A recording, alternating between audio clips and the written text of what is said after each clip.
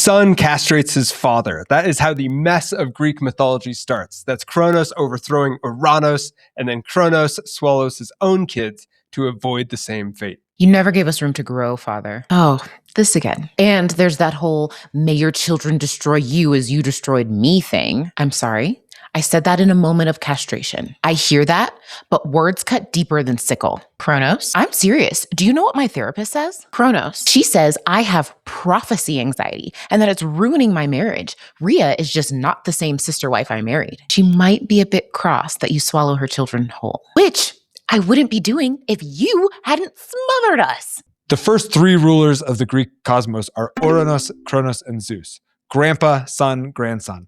And we left with Kronos castrating his dad, and so now we will follow the rise of Zeus. Why did Zeus win whereas Kronos and Uranos failed? It's a fascinating question because we can apply it to our own life, right? When we apply force and we achieve very little, how do we reconcile with these great men and women who achieve great things quickly, right? What makes that difference? Now, the Greeks have a very good answer to this question, and we will study this through the rise of Zeus. We learned that Uranos pushed his kids back into Gaia, and then Kronos severed that relationship. So Kronos and Rhea are now in charge. Rhea is ops to the Romans, and maybe to you, she's the mother of the Olympians. Now, these are names that you'll recognize. We're told by Hesiod that she bears Kronos a splendid brood. Hestia, Demeter, Hera, Hades, Poseidon, and now Zeus. As each god is born and laid on Rhea's knees, Kronos swallows it. Oh, good. Still warm. Don't. This is your child. That is precisely the problem. Now, here's a question. Is Kronos callous? Does he not care? Or is he just so afraid of being overthrown that he does what he does not want to do? So those are two very different ways to interpret Kronos, and here are two fantastic paintings capturing each version. The first version is from Peter Paul Rubens in 1638. It's called Saturn Devouring His Son. So Saturn is the Roman equivalent of Kronos. And here he's depicted as a callous old man who's eating directly from the chest of a child. The other version of Kronos, probably the more terrifying one, is from 1820. Now this is Francisco de Goya. This is 200 years after Rubens. Goya is a Spanish painter. He's gone deaf at this point. He's moved into a house where he's chosen in old age to paint all these terrible murals all along the walls. They're called his Black Painting series. And in one of those, there's Saturn, Kronos, biting off the head of what looks to be a man-child, and now he's chewing on the limb. And Saturn is looking at you, and he looks like he's lost himself. He looks remorseful. He looks like he doesn't want to eat the child, but he must. In Hesiod's account, Kronos doesn't actually chew on his kids. He just swallows them whole. But you'll remember Gaia was distraught when Uranos forced their kids back into her, and Rhea is in that same state. So Rhea goes to her parents, Gaia and Uranos, and she begs them for help. Mom? Dad? Kronos keeps swallowing our kids. Yeah. We noticed. What am I going to do? I'm 7 months pregnant. Oh, sweetie, I'm glad you asked. Your father and I have a plan. We wrapped a stone as a stand-in for your baby. Oh, hi, little guy. You'll give the stone to Kronos. You're growing so big. He'll swallow it, thinking it's your baby. Meanwhile, you'll head to Lyctos and give birth to a mighty god to be nursed and brought up in the wide world of Crete. Who's the mightiest baby in all creation? They sent Rhea to Lyctus in the rich land of Crete, where she would bear the mighty Zeus. Before we move on from Kronos and leave you with this idea that everyone thinks of him as a baby-eating tyrant, we should clarify that the Greeks actually had a positive view of him. They thought of him as the ruler of a golden age of abundance and prosperity and equality that came before their time. Right? So this gets codified in a Roman winter celebration, the Saturnalia. And you may have heard of it. It is famous for its role reversals. So this idea of equality is codified by masters serving slaves during the celebration, and then slaves turning around and making fun of their masters. Kronos is also the titan of time. Now, if you say that at a party, somebody's going to say, no, it was an orthographic mistake. Kronos does not mean Kronos. And they would be right. However, the Greeks made this mistake themselves. The Romans made this mistake, right? So after 2,500 years, it has become part of the mainstream tradition. By the time you look at Renaissance art and you see paintings of Saturn holding his scythe, you'll know that the scythe was used to castrate his dad Uranos. The scythe is part of his Roman function as the god of the harvest. And it's also a medieval symbol. It's loosely associated with the myth of the Grim Reaper, which is the personification of time essentially knocking at your door when your time is up. So Rhea tricked Kronos into swallowing a stone instead of the unborn baby Zeus. and then she escapes to give birth on the island of Crete. We're following this question of why Zeus won when his dad and his grandpa lost, and we're going to read from Callimachus. He's a librarian in the 3rd century BC at the Library of Alexandria, and he's singing to Zeus about the origin story. So who is this new god? What is he like? And who will he become? Remember, this is a hymn, so it sounds like Callimachus is drunk and doting on his best friend. He's saying, while pouring libations to Zeus, what else should we sing of if not the god himself? Mighty forever, king forevermore, mythic scourge of the Titans. Callimachus tells us that Arcadia was waterless, but then Rhea loosed her girdle and springs burst forth from many hollow oak. Whoop! Loosened my girdle. She cleanses baby Zeus's body and she swaddles him and then gives him to the eldest nymph Neda, who's going to carry him into Crete to rear him in secret. Hi, Neda. This is baby Zeus. Careful. Support his head. I've got him. Okay. I'll be back when he reaches manhood. I ran out of bottles, so you'll have to use a she-goat. We'll be fine. Sometimes he whirls himself up like a tea kettle and sparks come out of his nose. It's totally normal. Oh, God. I didn't even think about this. If Kronos hears his cries from Osiris, we're screwed. Don't worry, Your Highness. There's a tribe of warriors named the Curates who live on this island. They will dance and bang their shields if the infant cries. Brilliant. I knew I could trust a nymph and a she-goat with the future king of the cosmos. The Curates and the McLeish took him into their arms and laid him to rest in a cradle of gold. And then we're told he sucked the rich teat of the she-goat Amalthea and ate the sweet honeycomb beside. The McLeish we talked about in a previous lesson, they're the ash tree nymphs, and they're born from the castrated blood of the sky god Kronos. And so they're often considered the attendants of Rhea. The one who gets the most credit for raising baby Zeus is Amalthea the she-goat. Now her horn breaks later in life, and Zeus takes it and he blesses it. And then from that horn comes endless fruits and vegetables and just nature's bounty. This is a symbol in American Thanksgiving. It's called the cornucopia, and you'll also find it in Renaissance art. So Paul Rubens has this thing called abundance. It's a painting with Abundantia sitting in the middle, the personification of abundance, little cherubs at her feet, little putti, and she holds the cornucopia and she very casually just gives. So from Amalthea's horn is this origin story of endless giving, of the endless bounty of nature. Around Zeus, the Curetes dance their war dance. So this is a lusty Pyrrhic dance, and they're beating their armor so that Kronos, sitting in Mount Osiris, can only hear the din of their shields, but not the infant cries. Callimachus continues to fawn over Zeus. He says, "You grew strong and fair and well nurtured. You swiftly reached manhood with a downy beard upon your cheek." Callimachus ends his hymn to Zeus by saying, "Hey Zeus, you are not the god of gods, not the king of gods by chance, but by your deeds, your power, and your strength at your throne." And he says, "You chose the noblest of birds, your omen bearer, to be the eagle." Mighty Zeus, it's time to choose your omen bearer. What about the pigeon? Too urban. How about a stork? Storks hate me. Titmouse? Titmouse? Is that really a bird? What about an eagle? Titmouse. Oh, yes, the eagle. That's the one. The Greeks and the Romans would look at birds to understand the will of the gods, right? So if you saw an eagle and that's the omen bearer to Zeus, you are looking at the bird to observe his will, right? By Rome, you had this position called the auspex. It's a priest whose job it is to understand the will of the gods through bird watching. Avis, bird, spectere, to watch. And now today, you actually even have a word, auspicious, which is conducive to success, and that comes from the exact same root. Callimachus goes on to say, you didn't select sailors or warriors or singers as your dominion. You gave those to lesser gods, and you chose instead kings, rulers of city, the people who command landowners and spearsmen and oarsmen and all things. You sit in citadels, watching whether they are crooked or just. I love this line because it's almost straight out of a time management book from today, right? He says, some take years to accomplish anything. You block their achievements and crush their hopes. A true king achieves by evening what he plans in the morning, finishing great works by dusk and small ones instantly. The hymn ends like this. He says, "Hail, high son of Kronos, and grant us goodness and prosperity, for man cannot be blessed by one without the other."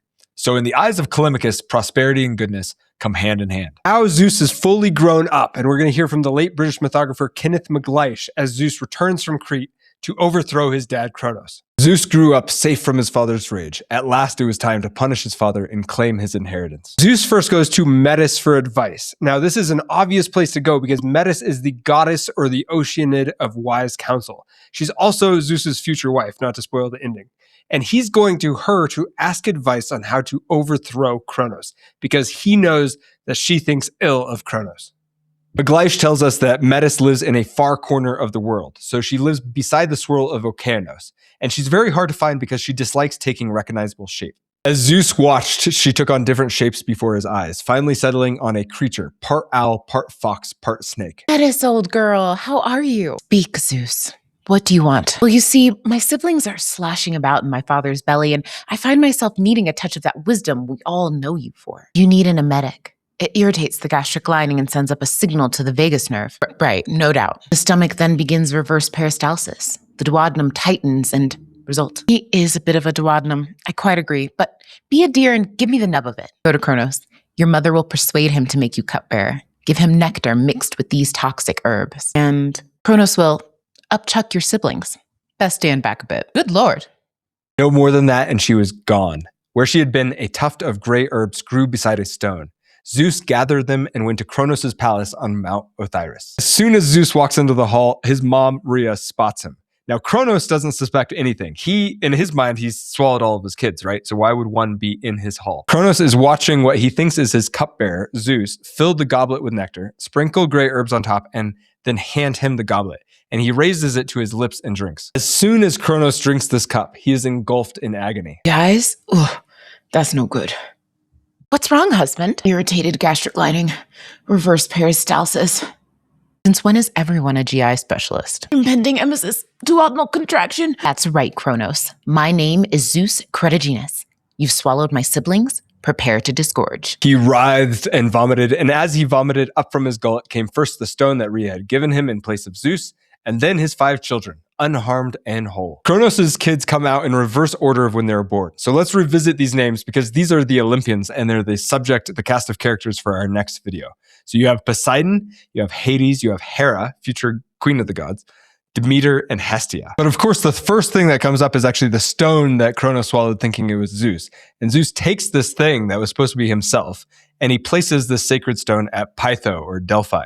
So this is now going to be the future site of the Oracle of Delphi and very important to Apollo. Hesiod says, Zeus fixed the stone firmly in the wide path to earth at sacred Pytho, beneath the glens of Parnassus to stand as a sign forever and a wonder to mortal men. Zeus has freed his siblings, so the Olympians are back on stage, and Zeus will now descend into Tartarus and free the Hecatoncheires and the Cyclopes. These are monsters that Kronos entrapped in Tartarus. So you can imagine that they're very upset with Kronos, and they will be great allies of Zeus in the war to come. Now, it sounds like we're reading a playbook on patricide, but gods can't actually die, right? So Kronos gets to linger, and he's so enraged at being circumvented that war between father and son become inevitable.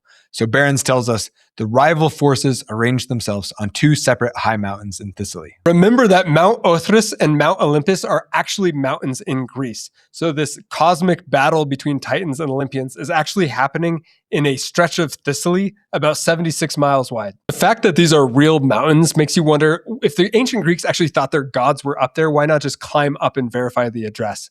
And that tells you something about what the Greeks thought about their gods, right? And they did. They believed that their gods were actually up there, but not in a mode of existence that was reducible to human experience and sight.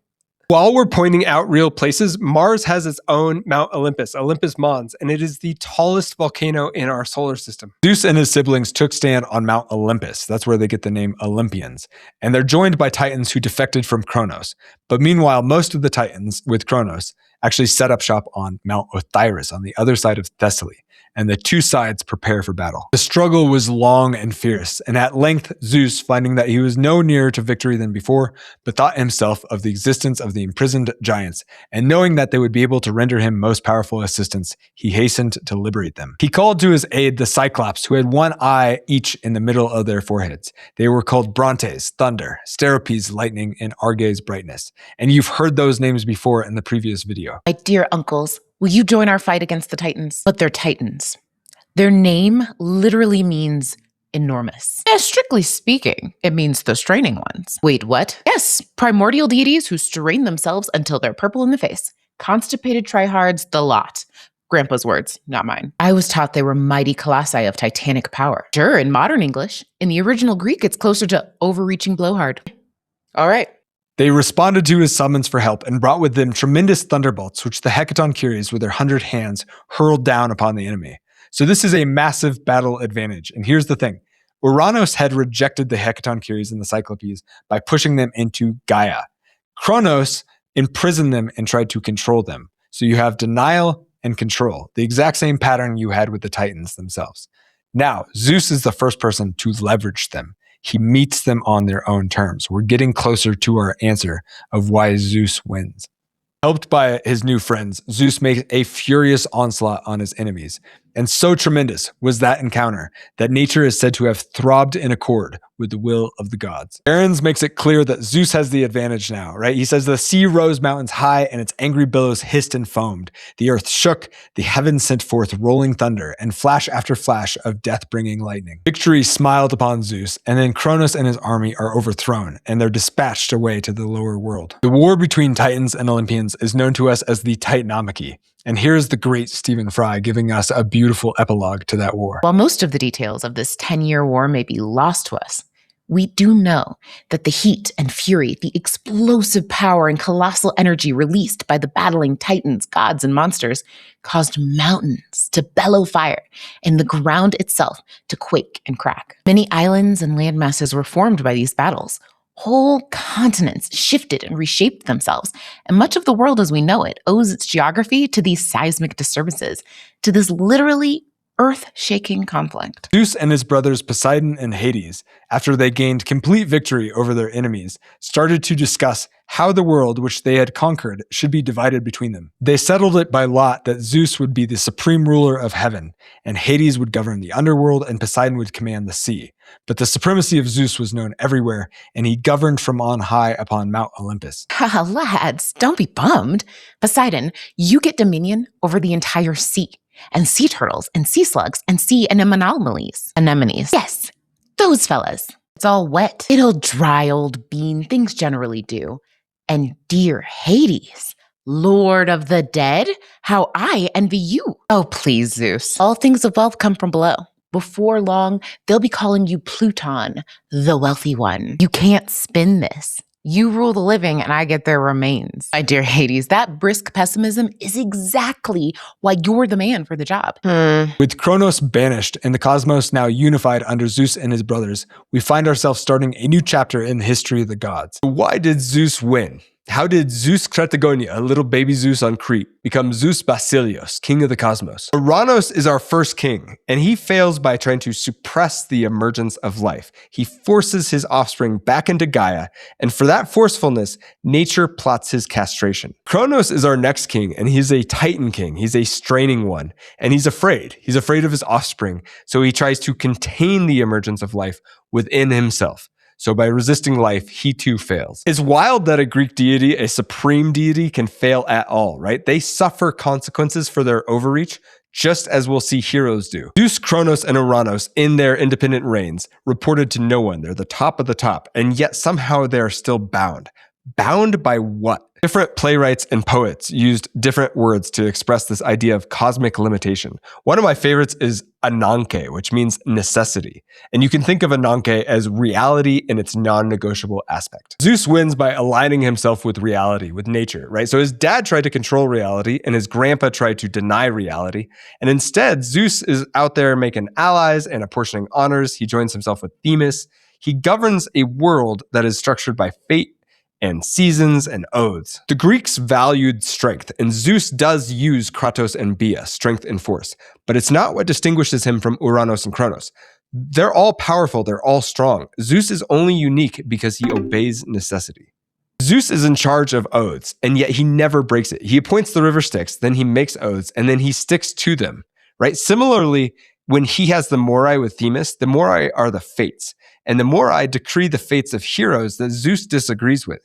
And yet you'll see in Homer and elsewhere that he never overrides their decrees, he accepts them. Zeus Basilius is Zeus the king because he is Zeus Moiragetes. He is the conduit of the fates. He is Zeus Cosmetes. He's the conduit of divine order and necessity. To put this Greek virtue in a modern context, and maybe even to absorb some of that virtue into ourselves, we're going to read a passage by Ralph Waldo Emerson on the spiritual law. We ascribe deep laid plans to Caesar and Napoleon, though the best of their power was in nature. not in them. Their success lay in their parallelism to the course of thought, which found in them an unobstructed channel. It is even true that there was less in them on which they could reflect than in another, as the virtue of a pipe is to be smooth and hollow. The lesson is that our life might be much easier and simpler than we make it, that the world might be a happier place than it is. There is no need of struggles, convulsions, and despairs, of the wringing of hands and the gnashing of the teeth. Higher law than that of our will regulates events. Our painful labors are unnecessary and fruitless. Only in our easy, simple, spontaneous action are we strong, and by contenting ourselves with obedience, we become divine. The Greeks glorified their gods and heroes. There was no pulling back. You weren't supposed to humble yourself. They glorified strength. They were a very strong and vital people. And yet, at the same time, they mocked the straining Titans, and they rejoiced when hubris was punished. So how do you reconcile that? I believe you reconcile that in the image of Zeus. Now, the Greeks revered Zeus as king of the cosmos, and he was a spontaneous king. He neither tried to control reality, nor did he deny it. Instead, he was a conduit of necessity. So that concludes our rise of Zeus, and we're going to shift into the Olympians. And we're not going to shoehorn every single myth into some sort of life lesson, right? Sometimes it is just beautiful when a myth speaks to you and you don't know why. Live the questions, right? Don't have the answers, live the questions. But live this question. How did Greece, which was a vital people, focus on limitations and yet become so strong? How did they achieve spontaneous action? How did they hollow themselves out? How did they become divine through limitation? In our next video, Zeus, Prometheus, and Athena will create the first men from mud. We'll be covering all of Greek mythology from the original text, so make sure to follow our channels for updates. Bulfinch calls mythology the handmaid of literature. It enriches your experience of books, movies, culture, and life. And to help you master mythology, we've packed an entire college semester into interactive Duolingo-like lessons on the Scribia app, which you can grab from both the Google Play and App Store. Our names are India and Kyle. Thank you for watching, and we'll see you in the next video for the creation of mankind.